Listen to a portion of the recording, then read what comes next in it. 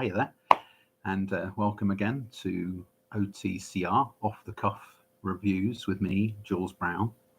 Thanks for joining me again. Today I'm going to be reviewing. I'm going to sit a bit over there, in fact, so you can see that lovely poster. Today I'm going to be reviewing the second album by Felt over there, The Splendour of Fear, which was released in 1984 on Cherry Red Records. Let me just tell you a little bit about how I came upon listening to Felt. Probably was 1985, the first, probably around that time that I first heard Felt, probably on John Peel or Janice Long show, I would have thought. And it was a bit of a revelation for me because I was looking for something new to listen to, and I didn't like a lot of the stuff actually that John Peel was playing back then. I liked more of the sort of melodic, jangly bands, and understated bands, funnily enough, which was quite interesting because up until then I'd been listening to quite a lot of classic sort of 80s, quite bombastic pop. Which was very, of that time.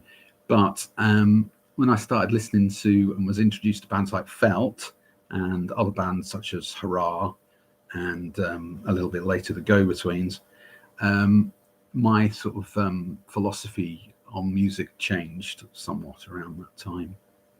And as I say, this album, The Splendour of Fear by Felt, I probably heard for the first time, I would have thought 85 or 86. It wasn't the first Felt album I bought. I think I bought Crumbling the Antiseptic Beauty, their debut, in about 85, a few years after it came out, and followed by things like Penelope Tree 12-inch single. And then I basically went back a little bit and bought the whole back catalogue of Felt, and then followed them through and bought such albums as Forever Breathes The Lonely Word when it actually came out, and then from there on in, I was a fan and went to see them on a few occasions, numerous occasions, in fact, 4 times I think I went to see them. Never with Maurice Deebank in the band though. By the first time I saw them, which was early 1987 at the London School of Economics, he had left the band at least a year or 2 before that. The Splendour of Fear, released as I say in 84, is an amazing little album, almost like a mini album. It's only got 6 tracks on it. 4 of those are instrumentals, and quite a lot of them are quite epic and quite long, but very understated. For instance, Red Indians and Mexican Bandits, which start side 1 and side 2 respectively, are both great little almost tribal numbers, following on a little bit from the first album. But I think this album, The Splendour of Fear, they branch out a little bit. They starting to find themselves a bit more confident, I think, than Crumbling the Antiseptic Beauty. Excuse me. And they've really got their own sound together by this stage, and their use of the drums, in that it's predominantly tom-toms and bass drum, and the snare drum even sounds like it's sort of tuned almost to sound like a tom-tom. There's no hi-hats or cymbals, and that character of Gary Ainge's drums. So it's Gary Ainge on drums at the time, Mick Lloyd. In fact, I think Gary Ainge, forgive my pronunciation, Gary Ainge or Ainge, I think he was always the Felt drummer throughout their career. But we had Mick Lloyd on bass and Maurice Deebank on guitar, and of course Lawrence at the front on guitar as well, more minimal guitar and vocals. Obviously, Lawrence was seen as like the guidance, who he guided the band, the leader of the band, if you will. But Maurice Deebank perhaps doesn't get enough credit, and this album, he shines with his beautiful, understated guitar playing. There is some other guitar playing in it, which I guess is Lawrence as well, and it works together quite well. Some acoustic, nice, glassy guitar playing on Red Indians. So yeah, it's a rather lovely album. Back when I used to listen to this album, when I first got it, I was only 16 years old. So the songs with the songs with vocals in them probably were the more immediate to me, and I absolutely thought both the Stagnant Pool and The World Is As Soft As Lace, especially the Stagnant Pool, I just thought they were absolute classics, and I still do. But when I listen to the album, since I've got older, I can piece together the whole album, and it all fits together really well as an album. And I'm very fond of every track on the album. It was produced by John A. Rivers, who produced a lot of stuff on Creation Records at that time. It seemed to be, I think he became my favorite producer, basically because he produced a lot of the music by my favorite bands. And here he was in 1984 producing this little masterpiece, if you will. So what else can I say about this album? Well, not a lot really, just that it's a beautiful little thing. If you compare it with other Felt albums, it's certainly up there with one of their best.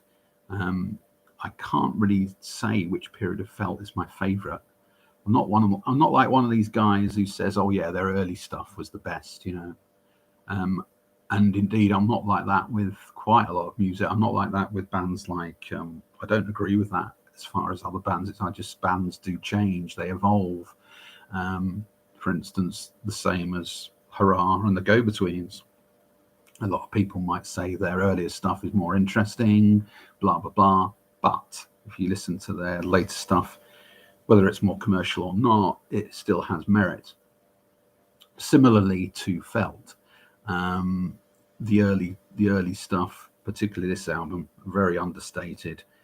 The last album, Me and the Monkey on the Moon, perhaps it's a bit more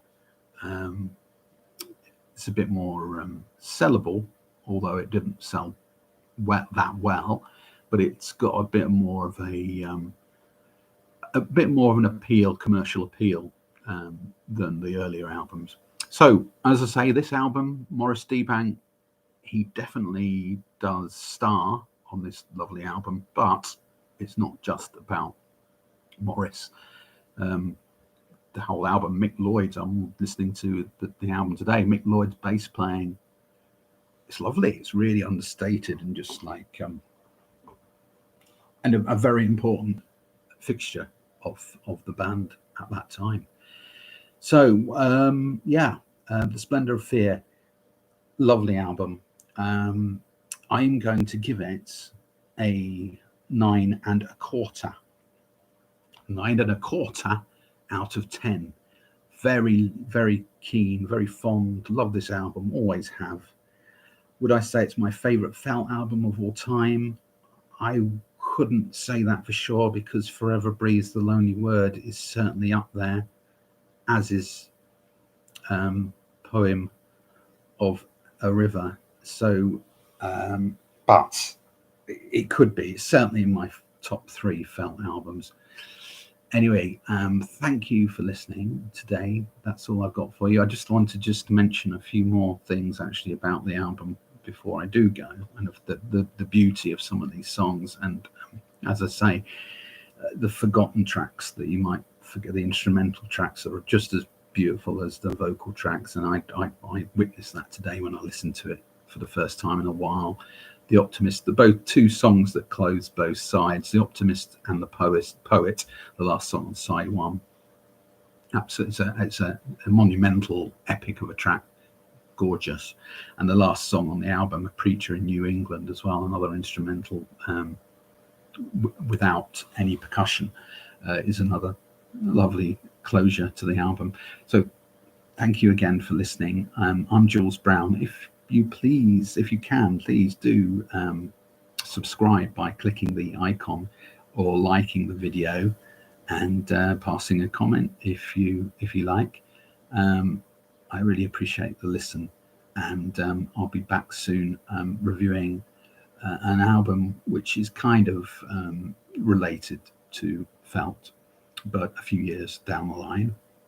So yeah, listen on.